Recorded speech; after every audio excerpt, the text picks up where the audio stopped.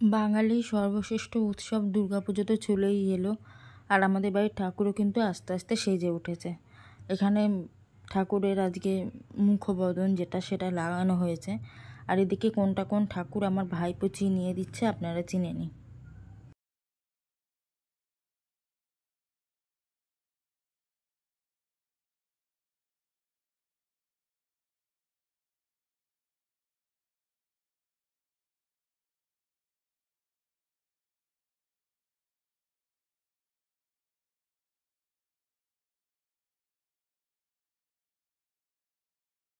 মহাবতার নৃসিংহতে যেদিনকে রিলিজ হয়েছিল তার 2 দিন পরে গিয়ে দেখেছিলাম।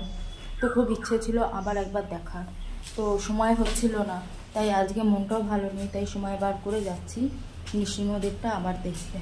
তবে জানি ভীষণই ভালো হবে, ভীষণই ভালো একটা মুভি, তো সবটাই আপনাদের সাথে শেয়ার করব। বাড়ি থেকে বেরিয়েই তো দেখছি এনারা দুজন আমার পাশে দাঁড়িয়ে আছে। কি করতে চাইছে, কি বলতে চাইছে কিছু বুঝতেও পারছি না। আর আমার একটু তাড়া ছিল, তাই ওদের সাথে বেশি কথা বলতেও পারিনি। তো ওখান থেকে সোজা চলে গেছিলাম ডমিনোজে এর আগে অনেকবার গেছি নয়নদেবপুরটায়, তো আজকে আবারও গেলাম। আর আমার খুব পিৎজা খাওয়ার ক্রেভিংস হচ্ছিলো, তো সেই জন্য নিয়ে নিয়েছি একটা পিৎজা। এই পিৎজাটা আমার এত ভালো লাগে কি বলবো, পরে আর একটাও নেওয়া হয়েছিল ভলকানো পিৎজা। আর এখানে নেওয়া হয়েছিল কিছুটা চিকেন পপকর্ন, তো পুরোটা তো খেয়ে ওটা হয়নি। তো তারপর চলে এসেছি কিন্তু হুড স্কোয়ার মলে। তো আমাদের হাতে যেহেতু অনেকটা টাইম ছিল, সেই জন্য বাইরে অনেকক্ষণ অপেক্ষা করছিলাম। আর এখানে সবাই টিকিট কাটতে, গল্প করতে, কথা বলতে ব্যস্ত। তো তারপর ভাবলাম যে যাই একটু স্মার্ট বাজারে ঢুকি, দেখি যদি কিছু কেনাকাটার থাকে। তো স্মার্ট বাজারে ঢুকেছিলাম, ঢুকে গোপালের জন্য কিছু জিনিসপত্র আমার কেনার ছিল। তো ভাবলাম যে তাহলে এখান থেকেই নিয়ে নিই। আর দেখছিলাম অনেকটা ছাড়ও দিচ্ছিল, প্রায় অনেকগুলো টাকা করে ছাড়। তো সেই জন্য ভাবলাম যে নিয়েই নিই তাহলে। তো এই যে কটা জিনিস এইগুলোই নেওয়া হয়েছে। তো এখানে সমস্ত বিলিং কাউন্টারে আমি সমস্ত তুলে দিচ্ছিলাম, যাতে ওনাদের হেল্প হয়, না হলে আর একজনকে তুলতে হয়। তো সেই জন্য আমি তুলে দিচ্ছিলাম। আর অনেক দিন পরে ঠাকুরের শপিং করলাম। শপিং তো করা হয়ই না বলতে গেলে, মানে যা লাগে টুকটাক দোকান থেকে কিনে আনা হয়, এইভাবে শপিংটা আর করা হয় না। আর এরপর কিন্তু দেখব নৃসিংহ। আগেরবারে আমি দেখেছিলাম, আমার ভীষণ ভালো লেগেছিল, তো খুব ইচ্ছা ছিল যে সেকেন্ড টাইম নৃসিংহটা দেখব। তো সেই ইচ্ছাটা আজকে আমার পূরণ হলো, নৃসিংহদেবের এই মুভিটা দেখলাম।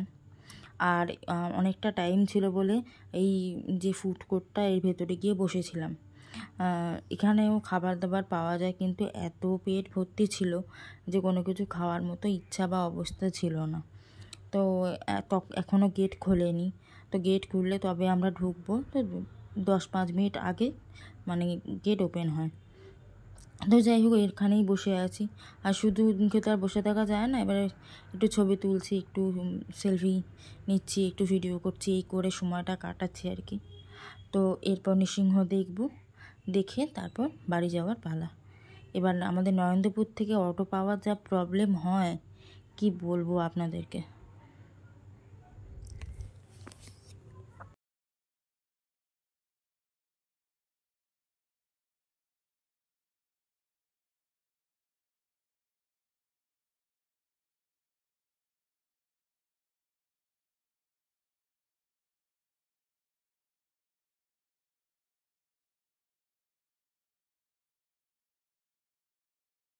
এখানে বসে বসে পা দোলাচ্ছি আর কফি খাচ্ছি। এর ভেতরে কফিটা এত ভালো বানায় যে কি বলবো। তো যাই হোক, মুভি দেখা হয়ে গেল, তারপর তো অটো পাচ্ছিলাম না, যা করে পেলাম। আর আজকে যেহেতু পিকুর জন্মদিন ছিল, তো পিকুর জন্য 2টো গোলাপও নিয়ে আসা হয়েছিল। তো আজকে ভিডিওটা এটুকুই, আজকে এভাবেই দিনটা কাটালাম। আগের মতো তো রোজকার ভিডিও দিতে পারি না, তো চেষ্টা করব দেওয়ার। সামনে দুর্গাপুজো, বাড়িতে অনেক রকমের অনেক অনুষ্ঠান হবে, আপনাদের সাথে শেয়ার করার চেষ্টা করব। তো ভিডিওটা কেমন লাগলো অবশ্যই কমেন্ট করে জানাবেন। দেখা হবে খুব তাড়াতাড়ি পরের একটা ভিডিওতে। ততক্ষণের জন্য সবাই সুস্থ থাকবেন, সাবধানে থাকবেন। আর হরে কৃষ্ণা।